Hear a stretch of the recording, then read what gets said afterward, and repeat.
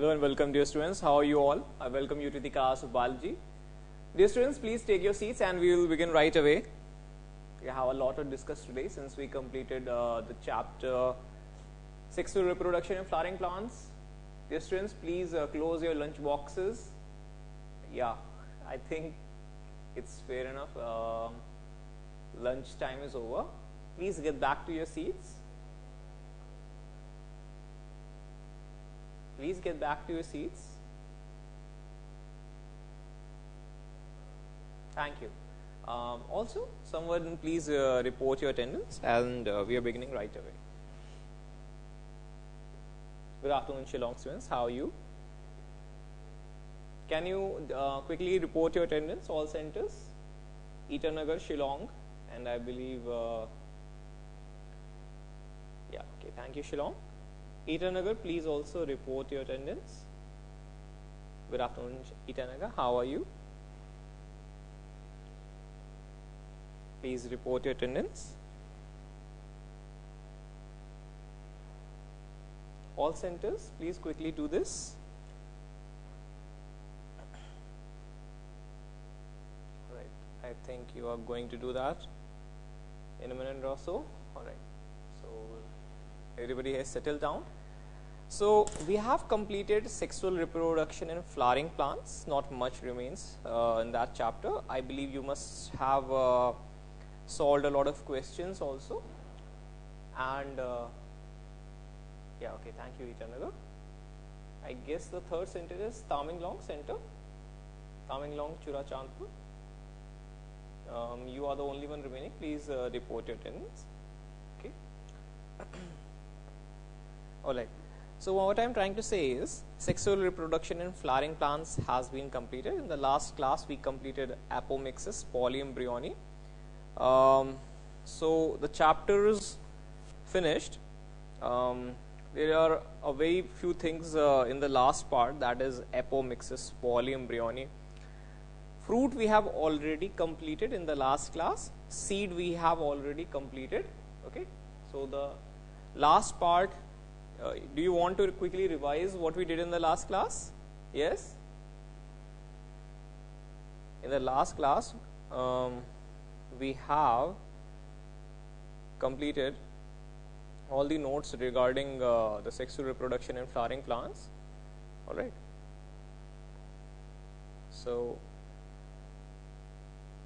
yeah, we had completed pollination. We had completed all the different types of pollination, you must remember. So how many chapters still left to cover? Now they are not much. Okay, we will have to complete basically the Mendelian inheritance. Okay, yeah, Mendelian inheritance, and then we have to complete molecular basis of inheritance and a few techniques of biotechnology and ecology. Okay. So ma'am is also taking classes as and when she can. Okay, and for everything that is remaining, I'll be there. Okay.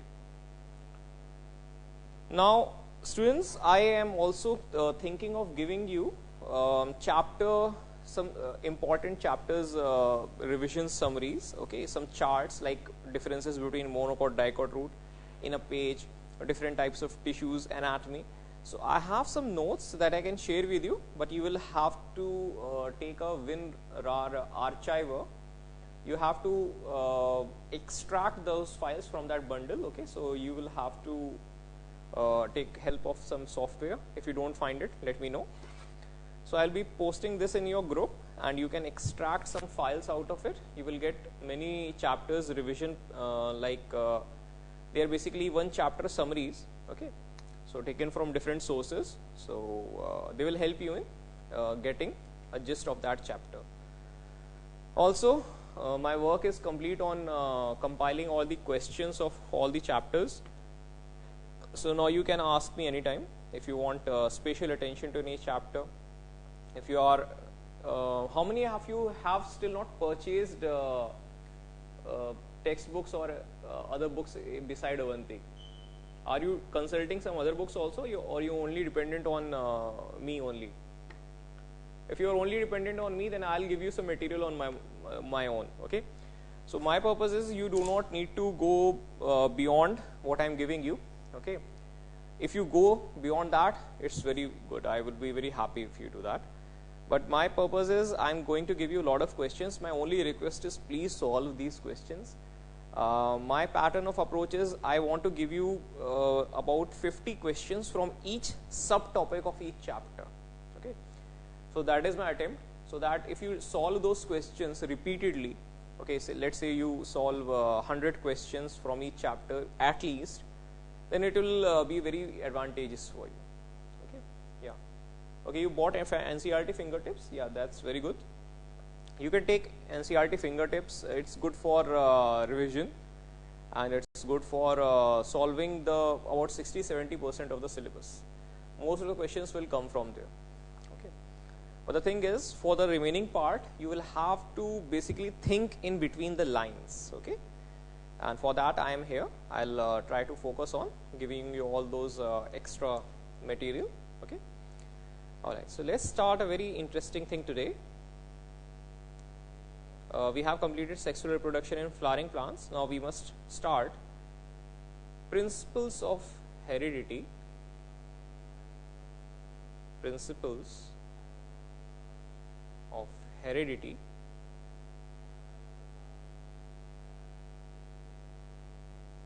and variation.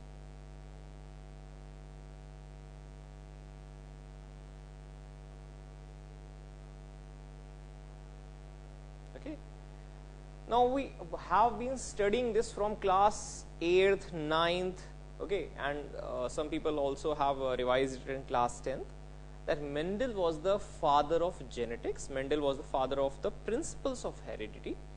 So about this chapter is moderate in difficulty level. Do not be very much worried, because you have already got some idea about the principles of genetics. My purpose is to give you the principles and help you understand the 3 basic principles of Mendel. Okay. So if you study by my approach, you will be able to understand this chapter very quickly. Okay. And I'll give you some points how to understand this. Okay. And I'll also show you some revision material. Okay. Video materials, so you can understand this. So let's get our basics first.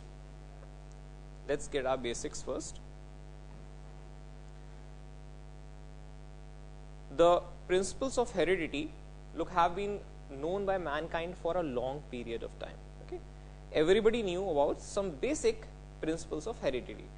And what are those principles? For example, if there is a baby born in your family, then everybody will go to that child and they will say, yeah, this child looks like me. This child has a very nice nose. He has very nice and he has very beautiful eyes.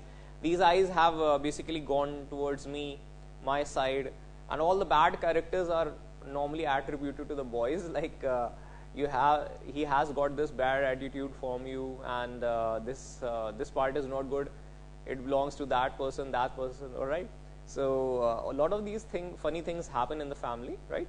So all the good things belong to the, let's say, our mothers, and all the bad attributes that we have, I guess we inherit them from our fathers. Okay.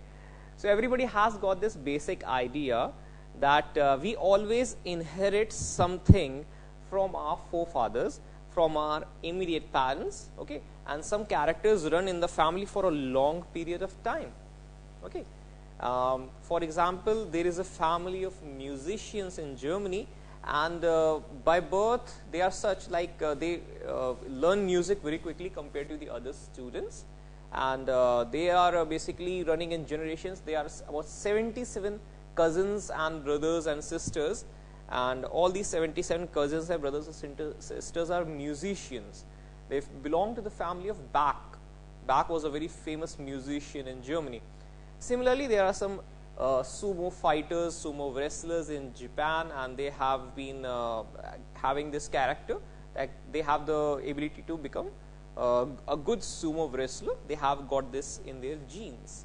And some people have got the habit of behaving like a politician. So we can say maybe they have it in their genes, all right. So although that attributes to nepotism, but still we say that it does anyway. So that's a different thing for a different time. So we have got this basic idea that we inherit something from our parents. Okay. And the thing is that regarding this, our principles are very vague. They are not very clear, well defined. For example, you can say that there were two parents and they had a child, and the child is suppose darker in color or fairer in color than the parents. And the difference, if the difference becomes too wide, they might suspect that a baby has been swapped with somebody else's baby. Okay, so things like that can also happen. So we have, by knowledge, by traditional knowledge, we have very vague understanding of genetics.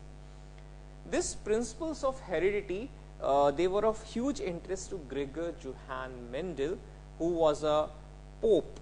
Sorry, not a pope. He was next to the pope, next in order. He was a monk. Then he became a bishop, and then he became an archbishop. Archbishop is very close to the pope. Pope is chosen from a group of archbishops. Okay, I guess you know the principle how they do it in the Vatican City. And anyway, what happened was Mendel had a lot of talent, and he asked the archbishop of his time when he was young. He was not an archbishop by birth. That I need some help regarding understanding how the principles of heredity travel from one generation to the next. So the archbishop was very pleased with him. He thought that Mendel was a very good fellow. So he gave him a very good property, a large piece of land on which churches were located, many churches were located, and he made him a monk and he put him in charge of those fields. So Mendel had a sharp mind, and he also had a talent for mathematics and calculations. So he was a biologist as well. He had the ability to apply calculations to the field of biology, which nobody at Mendel's time was doing.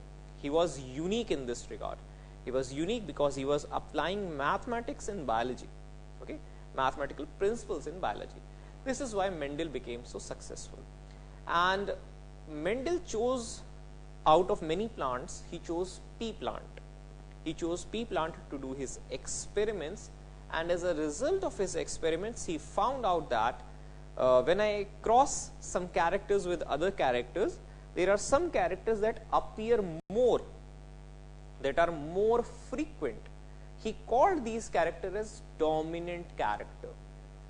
The characters which appear very less, they are called recessive characters. He said that if both dominant, why is this happening? That why is this happening? That some characters are more prevalent, more seen, and some are less seen. So he said that the reason must be that if these two characters are present together, one is suppressing the other. And if these two characters are present together, then that means every character, for example, seed color, seed shape, or flower shape, or flower color, or plant height, each character is controlled by two genes or two forms of an allele. Okay, so he did not coin the term gene. He said that every character can exist in only two forms. Okay, either it is tall, or it is dwarf. There is no thing in between, according to him. Okay, and so he gave the concept of contrasting characters. He said that I can choose many characters, but I will choose those characters which are very well defined. Tallness is very well distinct from dwarfness. A green colored seed is very distinct from yellow colored seed. A pea pod with constricted pod is very different from a pea pod with inflated pod. Green round seed is very different from wrinkled seed. So these are characters called Mendel's 7 pair of contrasting characters. Okay, all right. So let's write this all down. Some basic things we will write. Nothing else we will write that does not come in the exam. Gregor Johann Mendel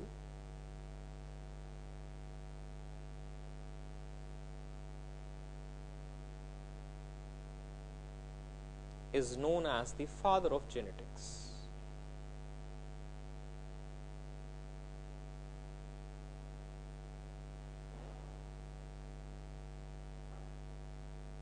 Father of heredity principles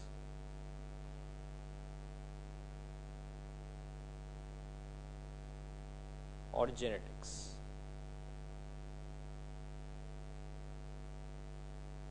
Who was Mendel? Mendel was a monk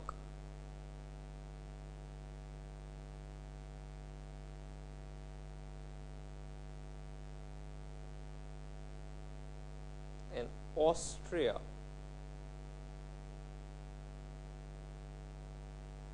In Austria also, he was in Vienna. Mendel used his resources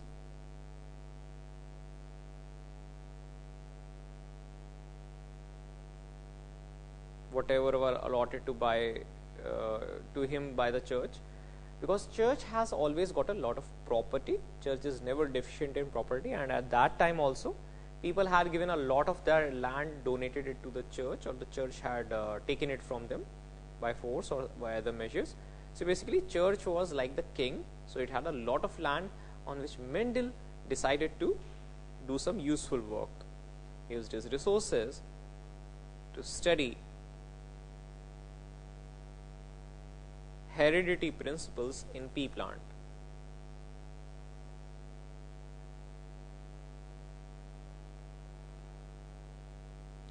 Now there is another question: how many plants did Mendel study? Mendel also conducted his experiments on another plant called Hieracium. I will come to that later. That plant was suggested to him by Darwin. Darwin did not give any importance to Mendel because he hated the church, and he did not think that Mendel could have done anything seriously. So he had this image of the church people. What are these people doing? I am not sure. He must have done some useful work, and this thing is very different from his origin of species theory. So Darwin did not like Mendel. So he did his best to oppose Mendel. So because Darwin was a very important person at that time, nobody listened to Mendel. They were basically speaking against the church, and that is why Mendel could not get the recognition that he always deserved. Mendel really did deserve a lot of applaud, lot of things that he should have been receiving. But anyway, that is how people are. Okay, let me continue. Mendel chose pea plant due to. Can you tell me why Mendel chose pea plant and not any other plant? Why? Because pea plant has several contrasting pair of characters.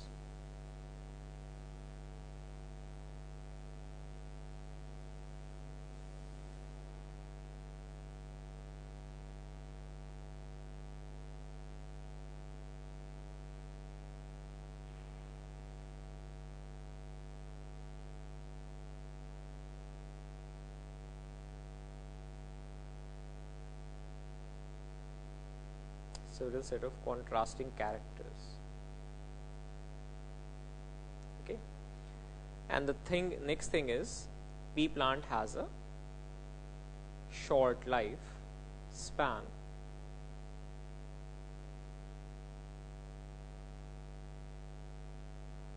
So it can be, so the next generations can be easily studied, because genetics is all about studying the future generations.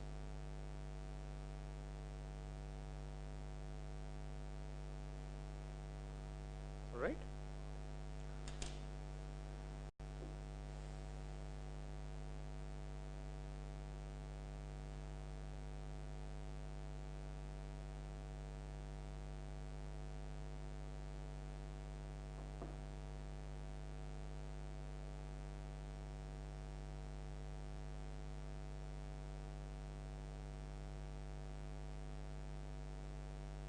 All right.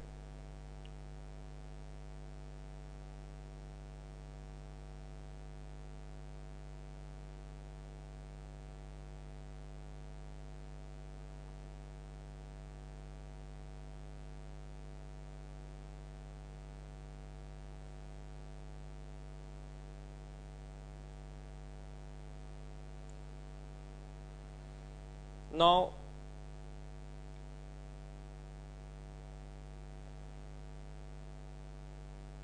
let me give you some more examples. Mendel chose 7 pair of contrasting characters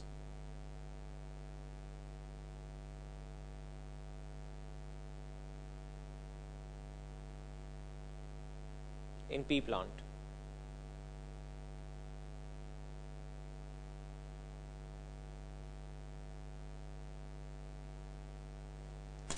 Does somebody know that on which chromosomes are these characters located? Does somebody know on which chromosome are these characters located, and what are these characters?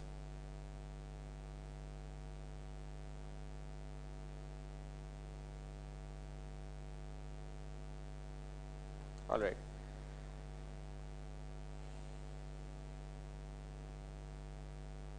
Maybe you don't know.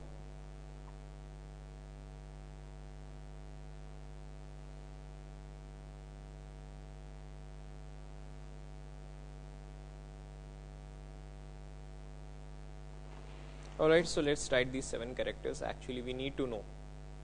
Okay. So let me write these characters. These are actually located on chromosome number 1, 4, 5, 7. But I'll tell you this later when I finish one part.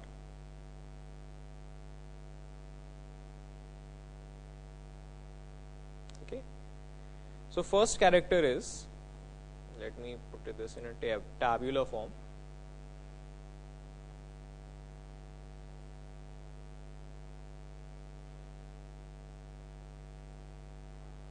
All right, so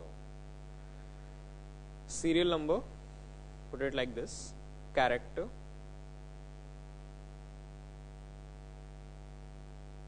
then you have to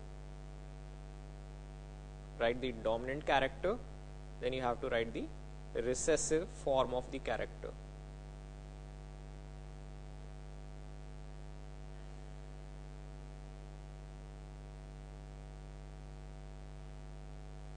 Okay, so let's write these down. Number 1 is stem height.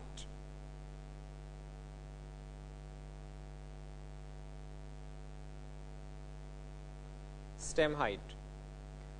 Tall dwarf, you already know, so this is no big deal. Second character, flower color. Flower color, violet and white.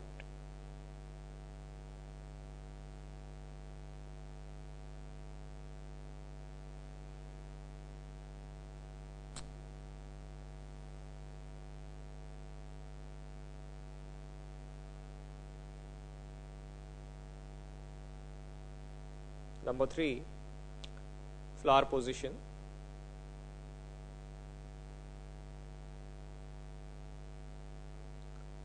Flower position, axial or terminal. Number 4,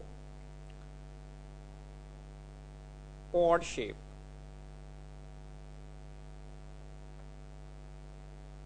Inflated or constricted.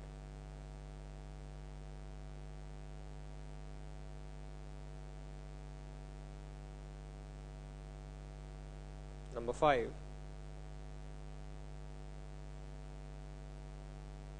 pod color. So pod color, either green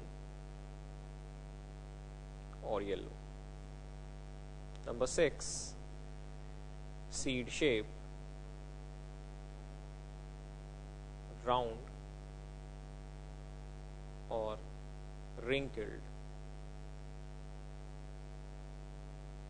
Write these 6 first.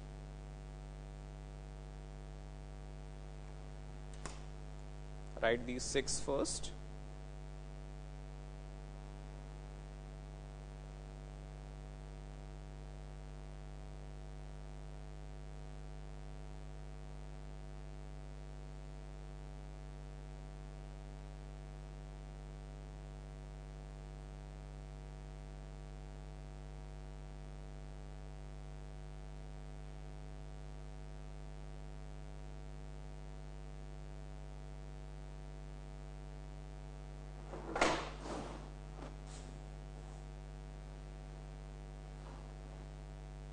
Alright. Now the last pair of characters is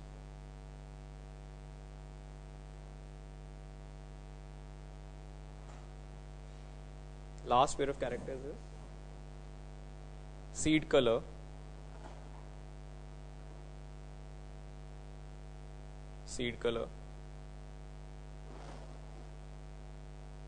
yellow and green.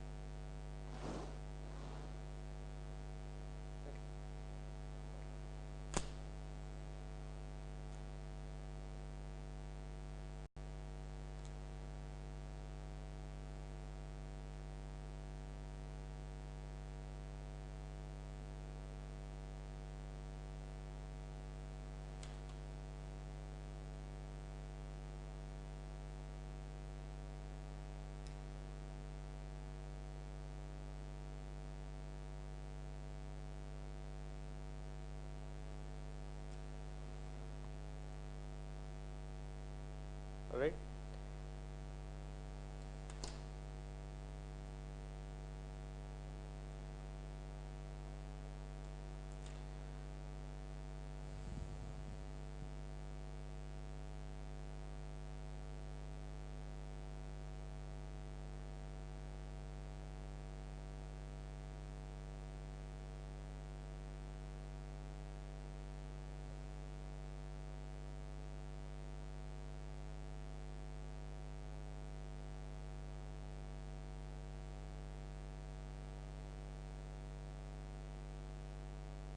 Okay, so let's move on. Now I need to show you something.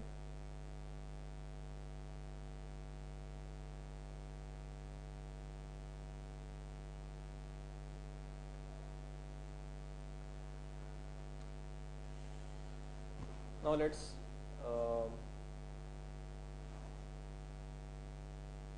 understand a bit about Mendel's principles.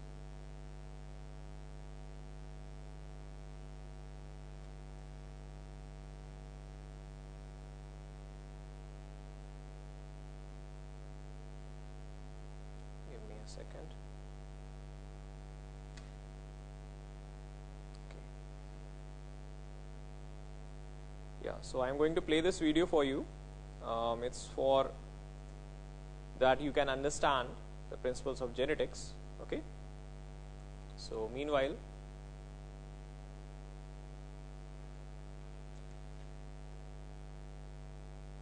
okay. So let me know if you can hear this sound or not. Okay. Let me know if you can hear the sound or not. So I'm going to play this video for you.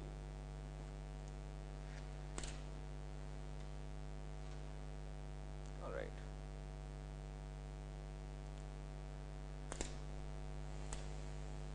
Okay, so we'll start.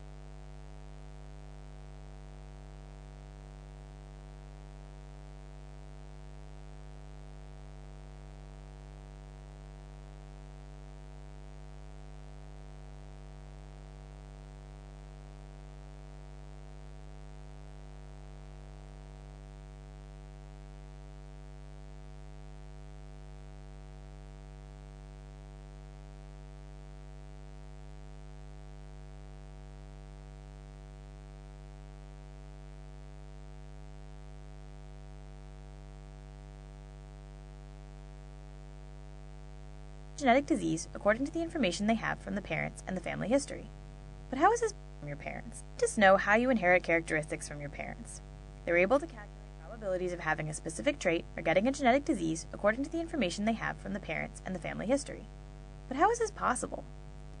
To understand how traits pass from one living being to its descendants, we need to go back in time to the 19th century and a man named Gregor Mendel. Mendel was an Austrian monk and biologist who loved to work with plants. By breeding the pea plants he was growing in the monastery's garden, he discovered the principles that rule heredity. In one of the most classic examples, Mendel combined a purebred yellow-seeded plant with a purebred green-seeded plant, and he got only yellow seeds. He called the yellow color trait the dominant one, because it was expressed in all the new seeds. Then he let the new yellow-seeded hybrid plants self-fertilize, and in this second generation he got both yellow and green seeds, which meant that the green trait had been hidden by the dominant yellow. He called this hidden trait the recessive trait. From those results, Mendel inferred that each trait depends on a pair of factors, one of them coming from the mother and the other from the father. Now we know that these factors are called alleles and represent the different variations of a gene. Depending on which type of allele Mendel found in each seed, we can have what we call a homozygous pea, where both alleles are identical, and what we call a heterozygous pea, when the two alleles are different. This combination of alleles is known as genotype, and its result, being yellow or green, is called phenotype. To clearly visualize how alleles are distributed amongst descendants, we can use a diagram called the Punnett square. You just place the different alleles on both axes, and then you figure out the possible combinations. Let's look at Mendel's peas, for example. Let's write the dominant yellow allele as an uppercase y, and the recessive green allele as a lowercase y. The uppercase y always overpowers its lowercase friend, so the only time you get green babies is if you have two lowercase y's. In Mendel's first generation, the yellow homozygous pea mom will give each pea kid a yellow dominant allele, and the green homozygous pea dad will give a green recessive allele, so all the pea kids will be yellow heterozygous. Then, in the second generation, where the two heterozygous kids marry, their babies could have any of the three possible genotypes, showing the two possible phenotypes in a 3-to-1 proportion.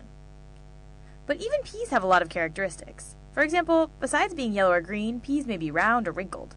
So we could have all these possible combinations: round yellow peas, round green peas, wrinkled yellow peas, and wrinkled green peas.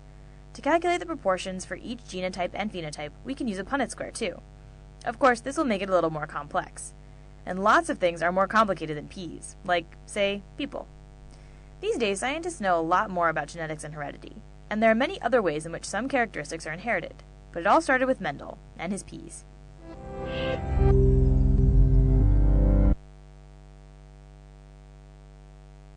I guess you could understand. Okay, I guess the sound was audible. Okay, all right. So this is how Mendel basically did his work. Okay, I think you got a fair idea of how we moved from human genetic level to basically we tried to understand for the first time by the help of Mendel that how the principles are inherited. Okay, now to understand Mendel's work, okay, to understand Mendel's work, we must understand how Mendel proceeded in a stepwise manner. Okay, so I should explain to you in this way that Mendel, first of all, the first thing that Mendel did was to obtain pure line for each character. All these 7 characters, Mendel grew a large field, okay, and he got 14 fields with each having different character, okay, different form of character. So let us see, for example, consider tall plant versus dwarf plant. So how will you get tall plant only? Okay, I should speak to you like this. Suppose there is a family of basketball players. Everybody watches NBA. Do you like basketball players? Yes? Or you know that basketball players are tall, right? So maybe some people of you, yeah, okay, I can see some hands, very happy, okay, right. So I guess you watch some basketball, okay, great. So you have seen that basketball players are very tall. This is particularly due to a growth hormone condition in their genes, because they have growth hormone access and they suffer from gigantism. So they may maybe 7 feet, some people reach 7.5 feet also. But 6 to 7 feet height is considered optimum for basketball players. Now let me tell you this: if a tall player marries a female athlete who is also tall, okay, suppose he marries Bubka. Bubka is a very famous Ukrainian pole vaulter. She is very tall. I think she is 6'6" or 6'5". So that's a huge height, okay, and he is also that much tall. So they will also have a child. There is a high probability that they will also have a child who is very tall, okay. So it is, I am speaking in similar fashion. So before I study human genetics, I must first understand the basic principles. Let us start by plants, then we will move on to successively animals. So starting from plants, I will take tall plants and I will marry them with tall plants only. Now you will say, how will you perform this marriage? This marriage will be performed in the same way that a pollinator performs pollination. So to marry two plants together, we will cut the male androecium of one flower and I will dust pollen grains from another tall plant onto this flower, okay. So there are two tall plants, each are bearing flowers, but on one plant I will choose to cut all the anthers. So on this flower there will be no self pollination. I am not going to allow pollen grains from anywhere else to come here. I will cut the anthers, it is called emasculation. Then I will take some pollen grains from another tall plant, okay, and I will dust it on this plant and I will cover it with the paper bag. This technique is called emasculation and bagging, okay. This technique is called emasculation and bagging. So what have we achieved by this technique? We have achieved crossing of tall plant with tall plant, marrying of tall plant with tall plant only. Now there is another thing. What happens is, after I have performed this phenomenon, I will obtain the seeds from this marriage. So on the female flower, I will look for the seeds. These seeds, I will see what kind of plants are these seeds going to develop into. Are you getting me? I am going to watch the seeds, what plants are they growing into. If these are tall plants, then I am happy. If there is by chance any dwarf plant in this field, in this group of tall pea plants, I will immediately remove it. I will not allow it to form flowers. I will uproot it. So tall plants will be crossed with tall plants only for several generations, 5-6 generations. Such experiments take time, 2-3 years. So Mendel had so much patience, imagine, so much patience that he does not do exactly what he is doing, but he has some idea that no matter what time it takes, I will cross a tall plant with a tall plant only. So he crossed it, he crossed them together, tall plant with tall plant. Now after that, what he did was, after marrying these two plants, new tall plants were formed. Now he performed self-fertilization or crossing between tall and tall only. So after 2-3 generations, I will get a plant which is pure tall, because if I perform self-fertilization or cross it with another tall plant, I will never obtain any dwarf plant. Similarly for violet color character. For other color characters such as violet colored flower, same experiment was repeated. The same experiment was repeated. Okay, so violet colored flower was crossed with white colored flower until I get plants. I am drawing this as a wrong corolla. Actually, the corolla is this much in shape. Okay, I am just trying to show it to you. Otherwise, it is a papilionaceous corolla. If I draw the actual figure, it will look something like this. This is how pea flowers are actually like. Alright. So violet with white, I perform the crossing. So I will never allow white colored flower to grow in the violet colored flower pea field. So in this way, after 2-3 years, for several generations, I will get pure lines for each character. I hope you are getting me. So let us continue quickly. Mendel obtained pure lines for each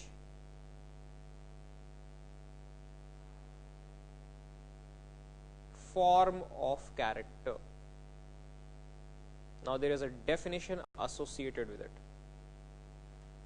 Each character can exist in two forms. It can be tall, it can be dwarf. Flower color, violet or white, two forms. There is no third form. So according to Mendel, each character has two forms, and these are called alleles. So now we will write the definition of allele. These forms, these two forms are called alleles of that character.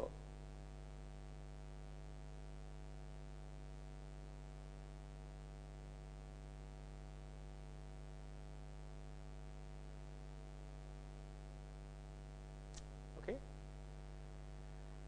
Now we have to understand a bit about allele. Okay, and we have to understand a bit about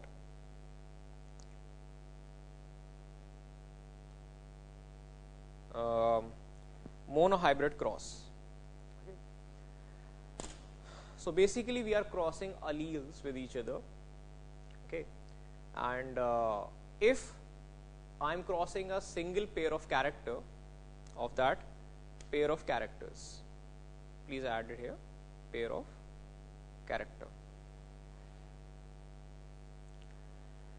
Now I must understand what a monohybrid cross is and what a dihybrid cross is. Okay, so are you ready for to be able to understand this? Let us try to connect these all lines together. All right. So I'll play maybe another video for you. Let us watch this video to understand what we are all talking about.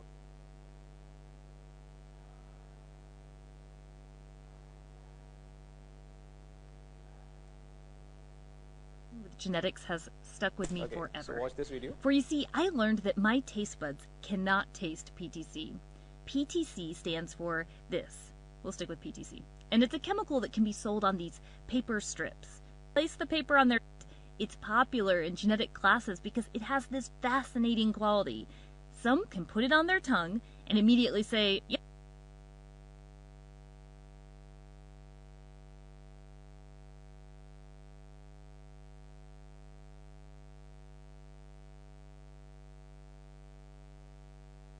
Now PTC is a paper that some people can taste and some people cannot taste. So right now I'm going to quote some example based on human genetics so that you can understand what allele is. And I can also give you some other examples. How many people out of you, please just raise your hands, have dimples on their cheeks? How many people out of you have dimples on their cheeks? Is there any girl or boy who has a dimple on their cheek? Like Shah Rukh Khan maybe? Okay. So does any girl, when she smiles, or is there a dimple on their cheek? It forms like this. When you are smiling, it will show. Okay, okay, I see, can see one hand. Second hand maybe. He is not sure whether he has it or not. So he is taking help of his friend, I guess. Okay. Alright. So you people have a dimple on the cheeks, and any boy or girl who has curly hair? Any boy or girl who has curly hair? Okay. And how many people have straight hair? Perfectly straight hair? Alright. All these characters are almost following Mendel's principle of inheritance. Having dimples on the cheek is a dominant character, just like tallness in pea plants is a dominant character. So if you have a dimple on your cheek, one of your parents, either your mother or your father, must have a dimple on the cheek. Okay. For example, Shah Rukh Khan's mother had a dimple on her cheek, and so Shah Rukh Khan has a dimple on his cheek as well. If one of your parents, regarding hair shape, it's a bit tricky, but you can understand it like this. In most cases what will happen is, if one of your parents has curly hair, then you will definitely have curly hair. Straight hair is a recessive character. Recessive character can only and only appear, and there is one more condition also, but that we will talk about that later. Recessive character appears mostly when both parents are having recessive condition. So if you are having straight hair, there is a very high probability in 75% of cases that both of your parents have straight hair. Okay, and if your parents are having curly hair and still you are having straight hair, then there is another condition which I will explain later in Mendel's monohybrid cross, how this can happen. Both of your parents must be hybrids.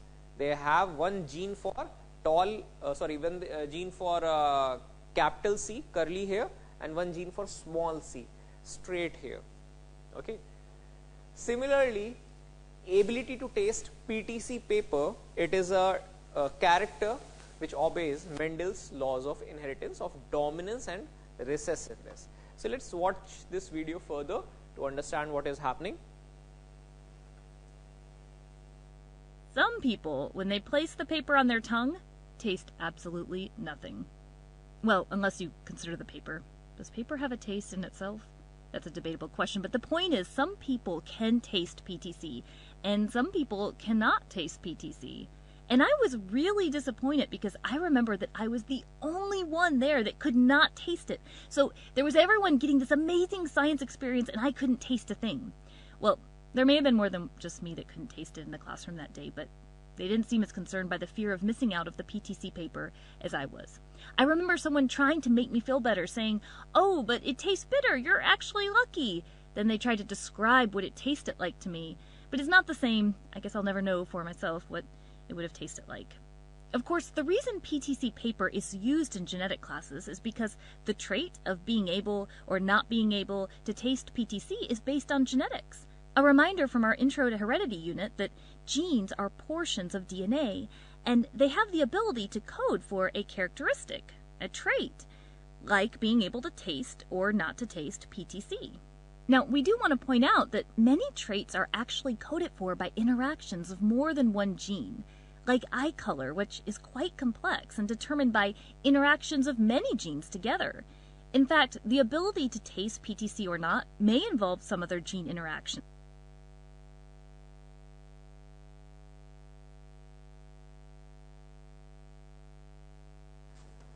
Now regarding this, I must explain how many people understand what blondes are. Blondes are people who have blue eyes and golden hair. Okay, so that also appears to be a recessive character. If a blonde girl marries an Indian boy maybe, or you marry basically, let's say, a boy who has golden hair and blue eyes. Okay, suppose a girl from your friend or you maybe marry someone like this who is a blonde. So the children will have very less chance of having that character unless and until you are having recessive genes. So the children will have brown eyes and brown hair. So why will this happen? Because it is a recessive character to have blue eyes and golden hair.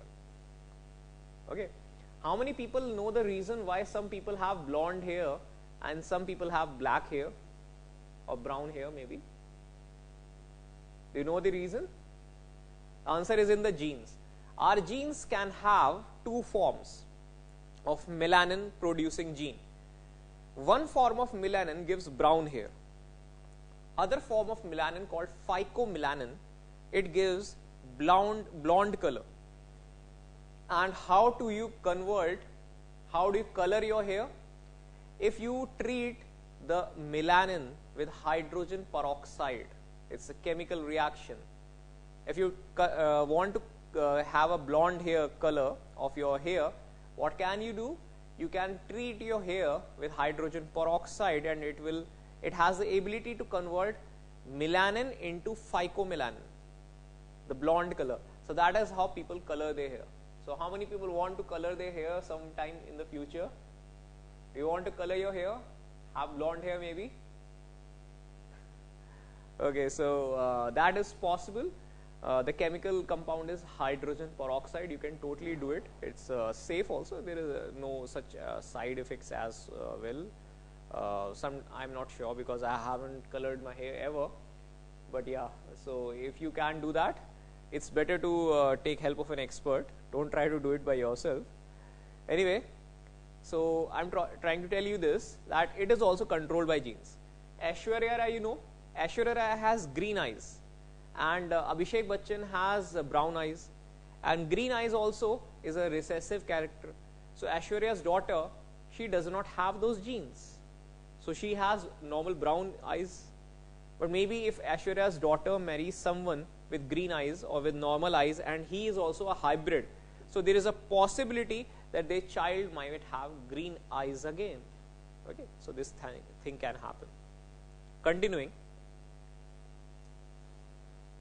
Or how bitter the chemical may taste, because there may be more kinds of alleles than we'll mention. More about that later. But since we do know that the ability to taste PTC or not taste PTC is at least heavily impacted by a specific gene, it does make it powerful for genetic classes. One thing I have found so interesting is that my parents can both taste PTC. So why can't I? Recall that humans have 46 chromosomes. Chromosomes are made up of DNA and protein. It's a condensed unit of DNA.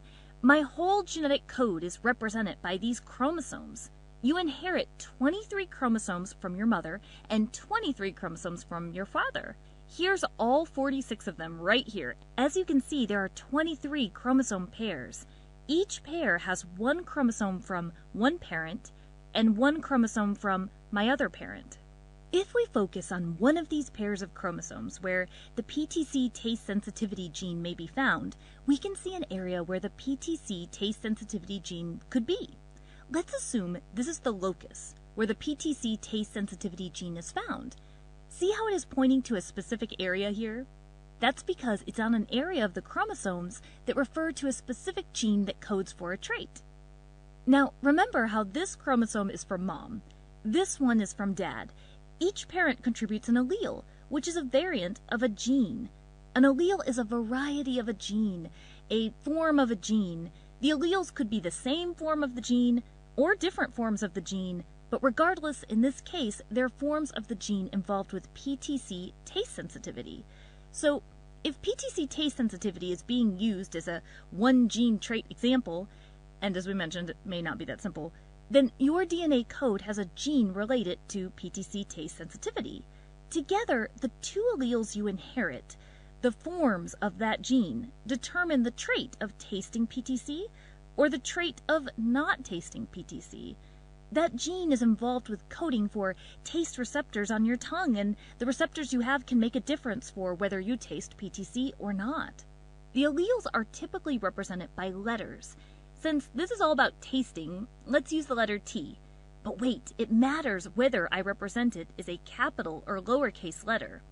If I use a capital letter to represent an allele, it means that it's a dominant allele.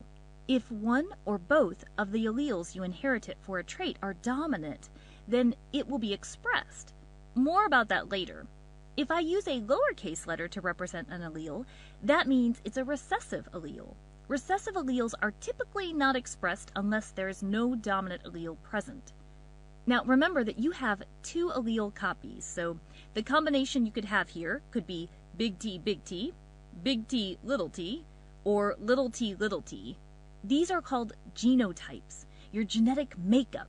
Genotypes can help determine a phenotype, which is a physical characteristic.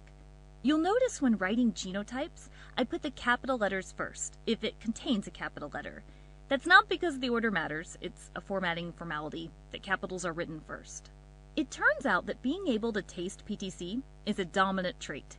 That means the phenotype, which is a PTC taster, is due to a genotype that includes at least one dominant allele. So which genotypes can taste PTC then? Well, big T can. Both of those alleles are dominant. So can big T, little t, because remember, it only takes the presence of one dominant allele. In fact, the only genotype in this simplified example to not be able to taste PTC would be little t. So obviously that is what I am. I am the little t genotype, which results in my non-taster phenotype. But my parents can taste PTC, so what genotypes would they have to be? Well, if they were both big T, that wouldn't be possible. If one was big T and one was big T, that still wouldn't be possible. Remember, you have to get an allele, a form. So, based on the information that we have collected so far, that what I'm trying to show here is that suppose a mom or dad is a taster and the child is a non-taster. That can also happen. So, how these possibilities arise, we are going to look into this. Okay. So, this is true for the ability to taste PTC paper and the ability to not be able to taste the PTC paper. So, based on this, we will give you more examples. We will have a lot of examples to be able to understand this kind of problem. But let's finish this and then we'll quickly go on to the monohybrid cross. A gene from each parent. If my parents do taste PTC and I do not, then my parents have the genotype big T, and their phenotype is PTC taster. Punnett squares can be used to determine the probabilities of offspring having certain genotypes, which then can be used to determine their phenotypes. But Punnett squares are for another Amoeba Sisters video. Before we end, one more thing to mention. In this example, the dominant trait of being able to taste PTC is more common than the recessive trait of not being able to taste PTC. And one could jump to an assumption that dominant traits are more common, especially since it only takes the presence of one dominant allele to show up in the phenotype, at least in Mendelian inheritance. But the dominant trait is not always more common in a population. This happens, for example, this is not always true. This can happen when, suppose if recessive people survive more, okay, and if recessive people marry recessive people only, then what will happen? Their character will become more dominant in their locality. Okay, so if a person with straight hair marries a person with straight hair only, then people will be having straight hair only. So that is not always true, but it is mostly true. Okay, for most cases it happens that if we try to cross the characters in this condition, then the dominant character will appear more. Okay. Because it's possible that the dominant allele itself is more rare. That can be the case with some forms of polydactyly, that is, being born with extra fingers. Some forms of polydactyly can be a dominant trait caused by the presence of at least one dominant allele. However, the dominant allele may not be as common in the population, and the condition of having extra fingers is generally rare. Well, that's it for the Amoeba Sisters, and we remind you to stay curious.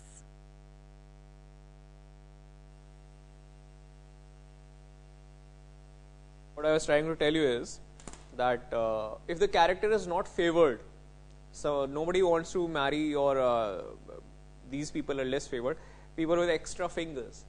Okay, so it's a dominant character actually, but if that appears, then what will happen is nobody prefers such people, so they will be less preferred for marriage or other purposes.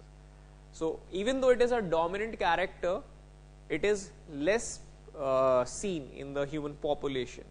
Okay, so these things can also happen. Alright, so let's continue. So I was trying to tell you about alleles. Now let us talk about monohybrid cross.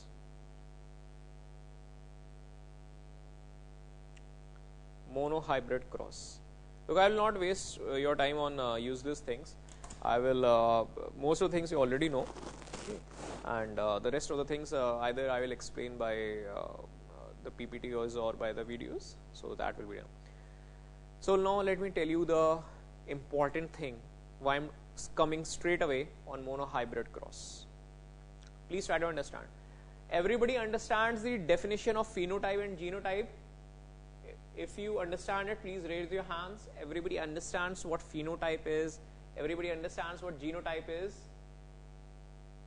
Okay, all right, I can see, yeah, all people have raised their hands. Okay, So phenotype is basically the physical expression of character, and genotype is the reason behind that expression. Okay. So the thing is, phenotype is visible and genotype is not visible. So how do you determine the genotype? That is the question. You determine the genotype on the basis of information of previous generation. For example, how do you know that Aishwarya Rai is recessive? Because she has green eyes for that character. So by observing the green eyes character, I can say she is definitely, let's say, green eyes is small g. And what will be the genotype of her daughter? Look, if his husband has brown eyes, then he can be either capital G, small g, okay, or he can be capital G, capital G. So how do you determine he is that? By looking at the children. Okay. So the children, if he had capital G and capital G, or capital G, small g, both cases are possible, and by looking at the children and their percentage, we can determine what is the genotype of the parents. For this, statistics is needed. We needed the information of multiple crosses. We need some information to begin, and then we can work it out mathematically by drawing Punnett square and so many things. Okay. Now let's come back to the monohybrid cross. Monohybrid cross means when only a single pair of character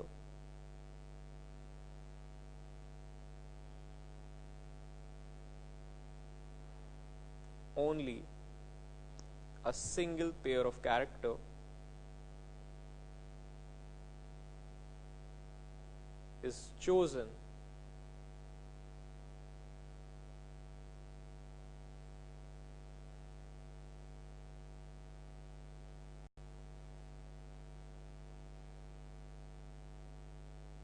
for a hybridization experiment, it is called monohybrid cross.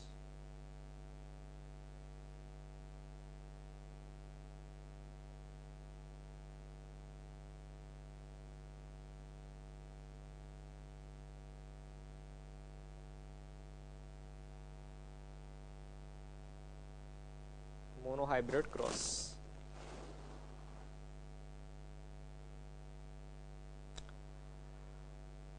Now let me tell you one more important thing. There are 3 laws of Mendel, and these were later discovered after Mendel's death. You all know the story. It has been repeated endless number of times, so I do not need to repeat that story. Let me tell you. Mendel's first law and second law both are based on monohybrid cross. It is very easy to confuse between Mendel's second law, Mendel's third law. Mendel's first law is child's play. Anybody can understand it. You understood it in class 9th, in 10th, in 8th, in any class you can understand, 11th or 12th, whatever. But the confusion arises between Mendel's second law and third law, and I am going to tell you the concept behind it. Please try to understand that Mendel's first 2 laws. What are the first 2 laws of Mendel? Law of dominance and law of segregation. They can be only defined on this. It is sufficient to define them on the basis of monohybrid cross. So first I will tell you about monohybrid cross, then I will tell you about the first 2 laws, then I will tell you about dihybrid cross, and then finally we can discuss the third law of Mendel. Are you getting me? So first 2 laws only can be explained by the help of monohybrid cross, and this information will be crucial when you try to deduct by yourself, try to understand by yourself what is the difference between second and third law of Mendel. So it will be visible from here. Now to study monohybrid cross, to study crosses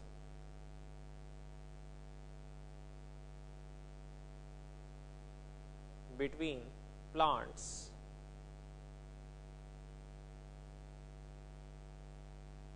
we use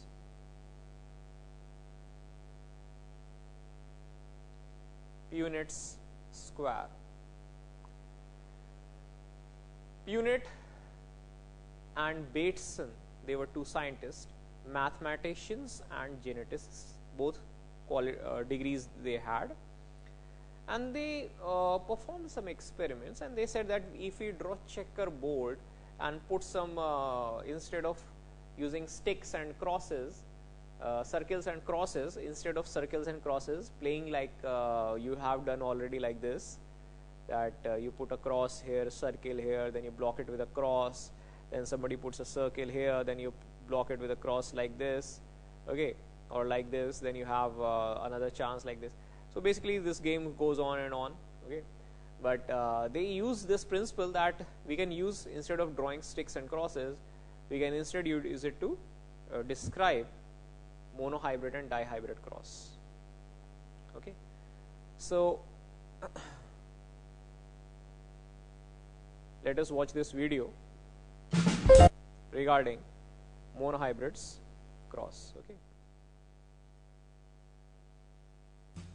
So I have a confession to make. For my classroom, I always wanted a hairless guinea pig. They sell them at some pet stores, but they can be really hard to find. And while I doubt they do so well in the wild, their genetics are fascinating. And so are guinea pigs. We spend quite some time on LOL cats, but we'd spend even more time if someone would make a funny guinea pig site. Most guinea pigs have hair. This is because of their DNA. DNA makes up genes, and the guinea pigs received genes from both their mother and their father. An allele is a form of a gene, and often represented by a letter. In this case, we'll use the letter H for hair. A hairless guinea pig has two recessive alleles for the trait of having or not having hair. A recessive allele is usually represented by a lowercase letter, or allele. By recessive, it means that the allele will not usually show up. The only way it will show up is if there is no dominant allele present. A dominant allele is represented by a capital letter, and it's an allele that will show up. Think of it as dominating. So a hairless guinea pig does not have a dominant allele for crossing two hair. So how many people of you have seen guinea pigs as pets? So you might have got this thing from there. So you have seen guinea pigs, so they have some characters, okay. So some people like guinea pigs with more hair, some people like guinea pigs who are more pink in color, less hair. So I'm just going to leave it at this and let the video explain to you what is happening here. So these are two characters, just to explain you what monohybrid cross is, okay.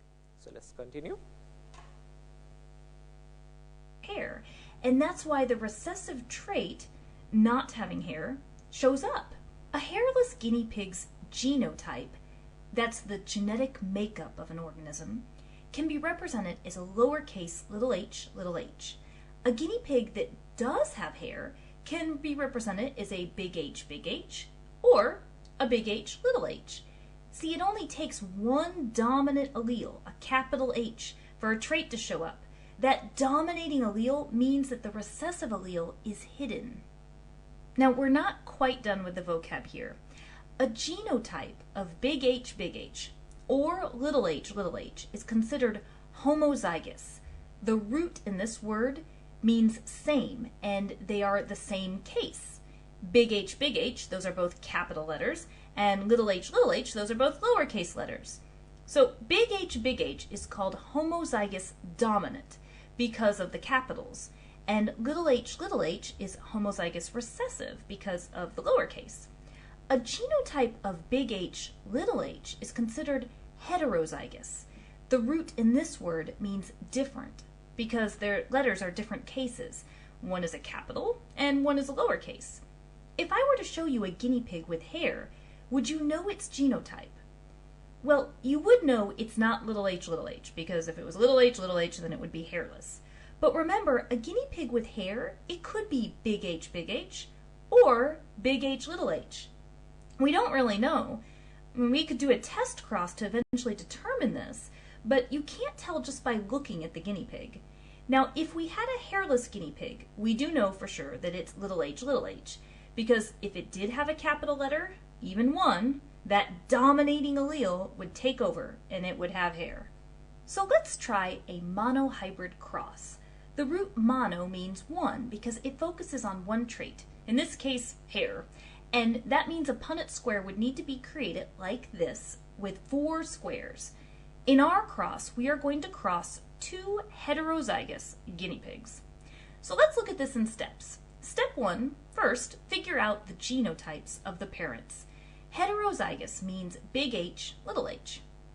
Step 2, place one parent along the top of the Punnett square, outside of the boxes like this, and place the other parent along the left side of the square, outside of the boxes like this. Step 3, cross them.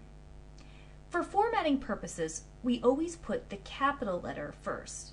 The results that you get in the squares would be the offspring, the babies. Now, if I were to ask you the genotypes of the babies, you could list them out. 1 big H, 2 big H, little h, and 1 little h, little h. I could even turn that into a genotype ratio of 1 homozygous dominant to 2 heterozygous to 1 homozygous recessive. Or a percentage. 25% are homozygous dominant, 50% are heterozygous, and 25% are homozygous recessive. Well, what if I asked about the phenotypes? What does that mean? I like to think that pheno sounds like physical, so the phenotype would be the physical traits of that organism. And in this example, it's whether they have hair or not. Now remember, any babies that have a capital H have a dominating allele, and they will have hair. So the babies that are big H, or big H, little h, they have hair. So 3 of them here, the 1 big H baby and the 2 big H, little h babies, they all have hair. The homozygous recessive baby, which was little h, that baby has no dominant allele present. So this little guy would be hairless. So you could say the phenotype ratio is 3 have hair to 1 that's hairless. Or a phenotype percentage could be 75% hair, 25% hairless. One thing to emphasize about Punnett squares is that they are predictions. These are probabilities. This means it's not necessarily exactly what you're going to get.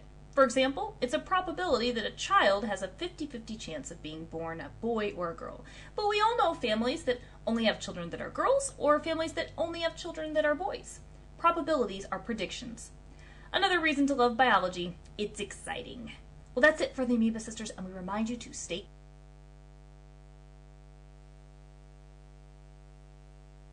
So basically we have done some experiments regarding this.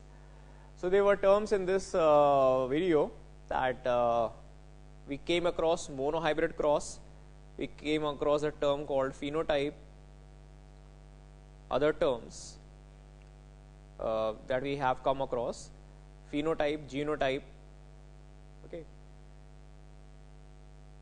phenotype, genotype, test cross. Okay. So all these things I'll deal one at a time. Phenotype, genotype you already know. Phenotype is the physical expression, genotype is the genetic constitution. Test cross I'll explain in some moments when I give you a fair idea of the monohybrid cross of Mendel. So basically this type of construction is called Punnett square. At this place and this place we write the gametes, on this place and on this place, here, here, here, here. So they can be 3 places, they can be 4 places, 8 places, and so on. Here you write the gametes, and what you will get in this box here, here, and here, you will get some genotype, the children you will get here. Alright. You will get the result, or the children will be obtained here. Okay, so this is just a theoretical assumption that we will get children like this. There is no clear way to guess which child, like a couple has 4 children, 2 boys and 2 girls, so which child which have which character, it is very difficult to predict that kind of thing, but we can only guess a percentage will happen, like 25% of boys will have this character, or girls will have this character, and so on. Okay. So let's continue. Monohybrid cross example, capital T into small t small t.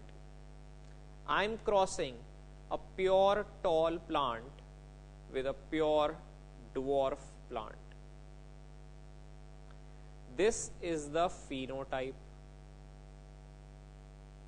Now I have told you that genotype. Why am I writing the genotype? Because genotype is determined on the basis of phenotype. Genotype is written on the basis of phenotype. So if I am getting pure tall plants, I have grown them for 2-3 generation or 4-5 generation, and what I am getting is that consistently a tall plant is always producing tall plant. There is no dwarf plant in there. It is pure tall, and by default the recessive character is always pure. Okay. So if you cross a recessive with recessive, you always get it recessive. You will never get a pure tall plant or a mixed tall plant. You will never get it something like this. So dwarf with dwarf, always dwarf. Tall with tall, maybe dwarf, or maybe tall. Okay.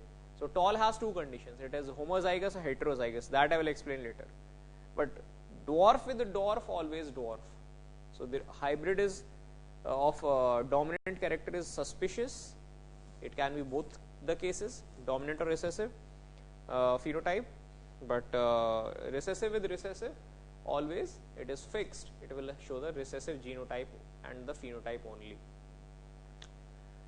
So based on this information, based on information of phenotype that it is pure tall, and since I know that it has 2 alleles for tall because it is pure, so both the characters is considered to be capital T, capital T. Both the alleles can be capital T, capital T. Now let us write the gamete of this plant. We will write the gamete formed by pure tall plant. Suppose it is male plant. Okay. So what type and how many types of gametes will it produce? Only one type for plant height. It will produce only one type of character for plant height, and it is capital T. We do not repeat the gametes here. There will be millions of gametes, but all of them will be having capital T gene. Are you getting me? This is the thing. Gametes formed by small t will be small t. And children are formed. You have just studied sexual reproduction in flowering plants.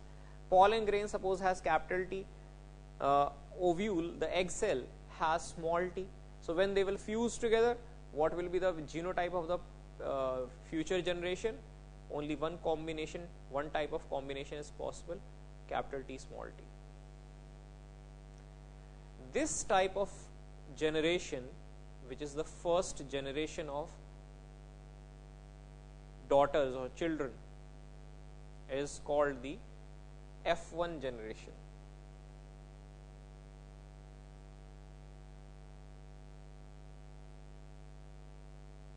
First filial generation, or the generation of children.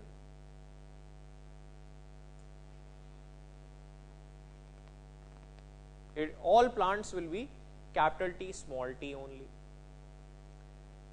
So if it has this genotype is determined on the basis of experiment, I am supposing it that it is the only possible combination. And what will be the phenotype? It will be tall. Because why should I call it tall? Why should I not call it dwarf? Because it is visible that if the height of the tall plant is about 2 meters, okay, try to understand this. If the height of tall plant is, it is actually 1 meter to 2 meter only, okay. So tall plant is always tall, it will not show any intermediate character. Suppose I am telling you this, okay. So tall plant is actually 2 meters in height, okay, so more than the height of human being. So it is growing this much tall. I am crossing over a dwarf plant. So here this will not happen, that if dwarf plant has height of 30 centimeter and tall plant has 2 meter height, I will not take average 2 meter plus 30 centimeter by 2. This will not happen. I am not going to take average. Here the hybrid plant will have height equal to the parent. There is no intermediate character. Like you see in human beings, if a Negro marries a white American, a white European, what color will their children be? Let me ask you this. This is different from plants. Their children will be having somewhat intermediate color. How many people of you have heard the song Kiki Do You Love Me? How many people of you have heard the song Kiki? Okay, Drake, everybody knows. Alright, you know Drake. Alright. Kim Kardashian, you know, I guess. The Kardashians you might know. Yeah, okay. So Drake is a mulatto. A cross between parents having different skin color. Okay, why I chose the name of Drake? Because that is somebody you know. I can give you more examples. Halle Berry. There are many Hollywood actresses who have skin color intermediate. So here this thing will not happen. In plant genetics, when I am studying the basic examples, what will happen is, if tall with dwarf, then plant is also tall. So if it was in humans it is a different case. There the case is different because they have 6 alleles, all for different form of skin color. So if in that case something else happens, that I will teach you later. It is polygenic inheritance. It is totally different. But the scientists think, Darwin thought that what is this stupid experiment? What is happening here? If I am crossing tall with dwarf, it should be intermediate. For example, he compared it with humans. Darwin thought that what is happening here? If a tall person marries a short person, then their child will somewhere be in between. Okay, so that also should be seen here. So Darwin could not understand Mendel's principles. Now we know what happened with plant height, or human height and human skin color. I can explain you that later. But here the thing is very clear. If the plant has tall plant has height x and dwarf plant has height y, you will not take average x plus y upon 2. The plant will be x centimeter in height, equal to parent. There is no average. That I wanted to explain to you. Tall plant. So this is the F1 generation. Now if F1 generation is crossed with capital T small t, another plant of same F1 generation, if one tall plant is crossed with another tall plant, what will happen? First I need to make the gametes. The gametes of plants of F1 generation will be, if it is hybrid, hybrids will produce 2 genes for each character. Capital T, comma small t, capital T and small t. Now I will draw the Punnett square for it. And this is the monohybrid cross in its pure form.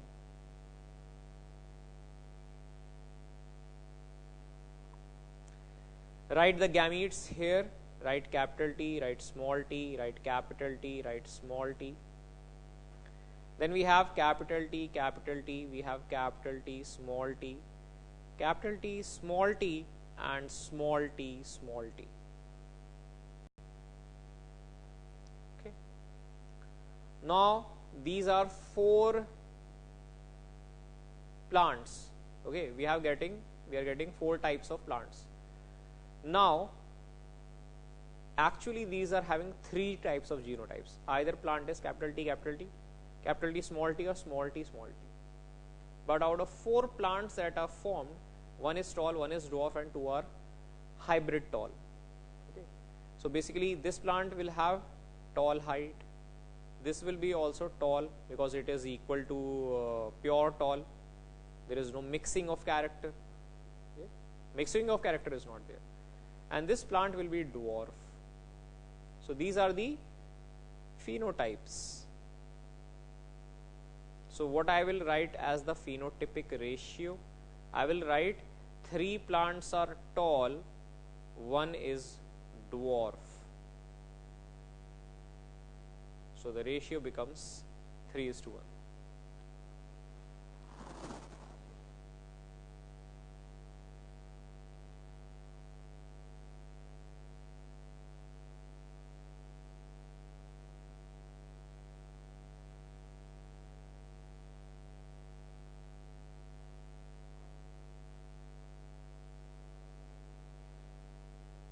The ratio becomes 3:1.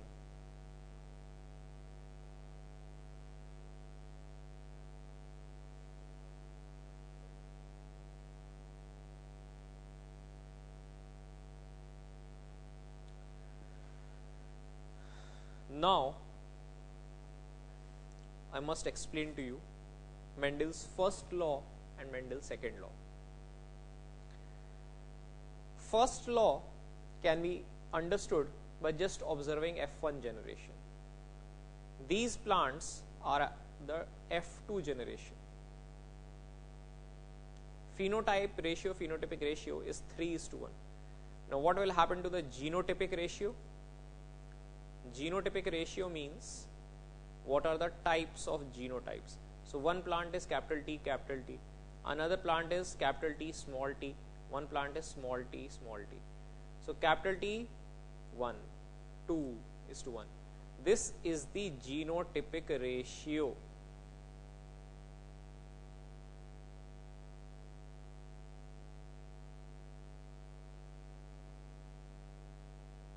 Based on this, we have to derive 2 laws of Mendel. 2 laws of Mendel based on monohybrid cross. Now what is first law? First law is most easy. So I have to repeat it again for you. That what happens is that when pure tall is crossed with pure dwarf, then tall plant is produced. All plants in F1 generation are tall plants, and in tall plant there must be one gamete of capital T type, other gamete of small t type, and these two fuse or come close together, not actually fuse. Okay, and one character is going to suppress the other. Just like in the video we saw that capital H, hairy gene, is suppressing the hairless gene in the guinea pig, right? That is the character here. Law of dominance, please write, based on Mendel's monohybrid cross,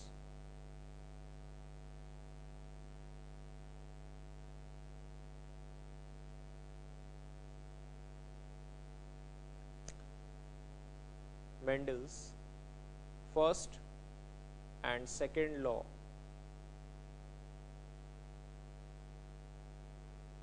of Mendel are derived.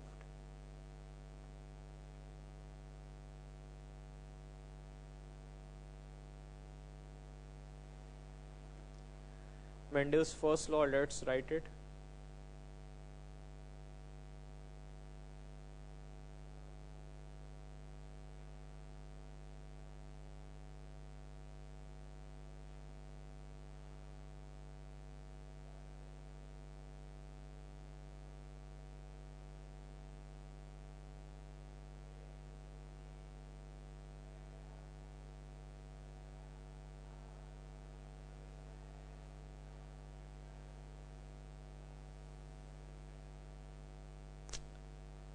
So according to Mendel's first law,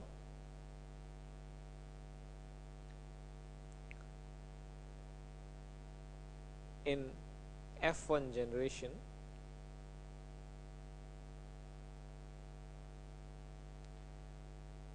where hybrids are obtained,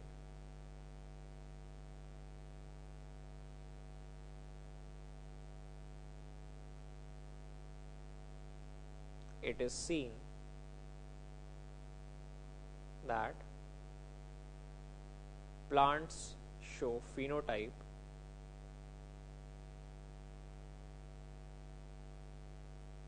which is same as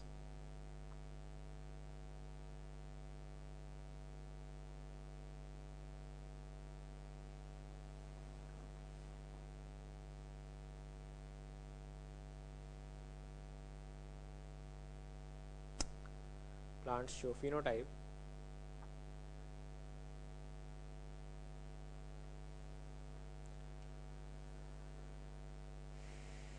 which is same as their parents.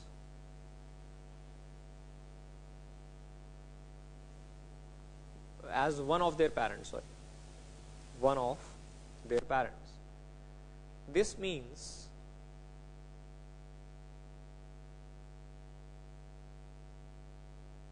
that out of two alleles,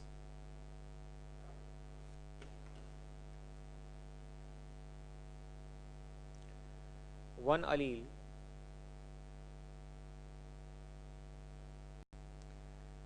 dominates over the other.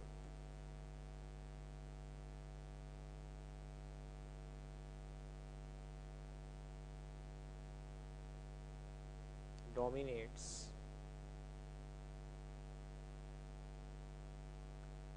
over the other. Example, capital T suppresses small t. So this gene is called dominant. This allele is called dominant. This is called recessive allele.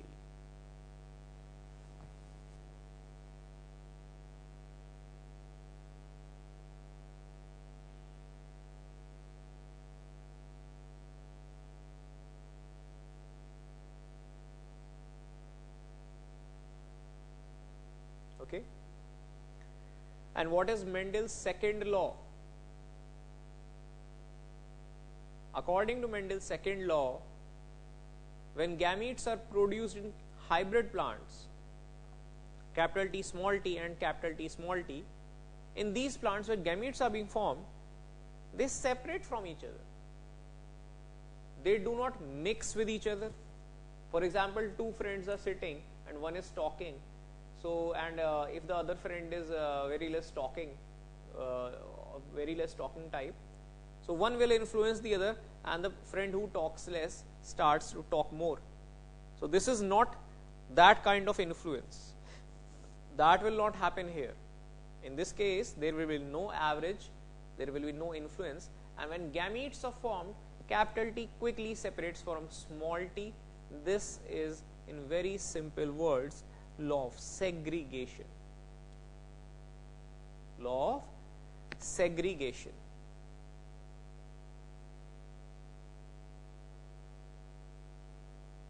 Or you can also say it is law of breakup or it is law of separation. When they were close together, okay, so they were staying together. But when they separated without influencing each other. Capital T separates from small t, and there is a perfect breakup, a perfect breakage. There is no sticking to each other. Okay, so this is called the law of segregation. So segregation is a more fancy term in the according to the English dictionary. So there is we'll just write the law of segregation. It states that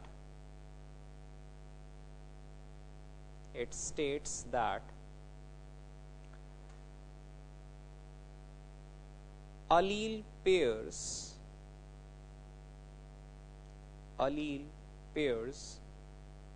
separate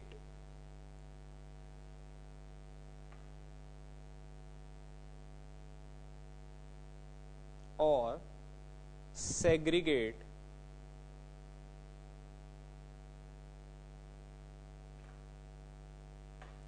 during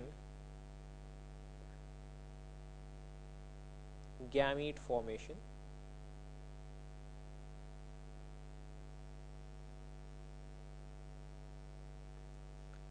and after they have separated, they will again form new pairs. Okay, and how will they form new pairs? They will look for the other partner from other couple. So this is just like you are going in a college farewell party and you're dancing with one of your friend, and then you exchange partners. So you have just exchanged hands. It's just like a dance formation or tango.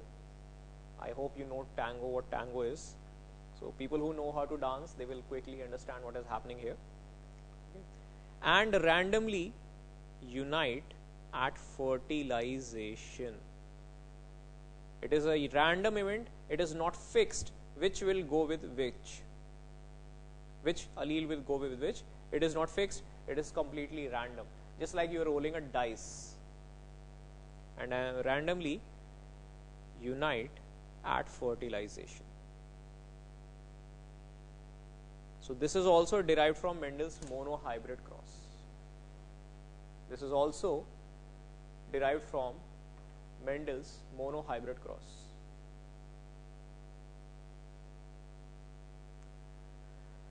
So I'll take your leave here.